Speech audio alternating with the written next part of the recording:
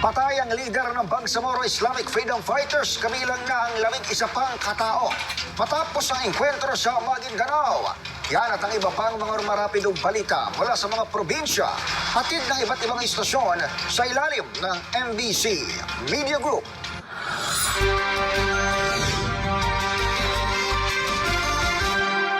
Balita mula sa Mindanao.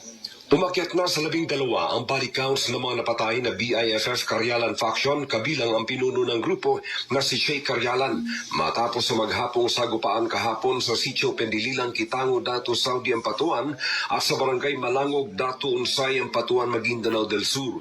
Sa report mula sa 6th First Infantry Brigade, mula sa 7, umakyat na sa 12 ang body counts ng napatay na BIFF habang 7 din sa mga sundalo ang nagtamo ng malulubhang sugat mula sa shrapnel sa tama ng bala na ngayon nagpapagaling na sa Camp Siongco Hospital. Apektado ng nasabing sagupaan ng mga barangays ng Meta, Bagong at Kuloy sa bayan ng Sharif Agua kung saan nasa around 600 families o nasa 1,500 more or less individuals ang nagsilikas pansamantala.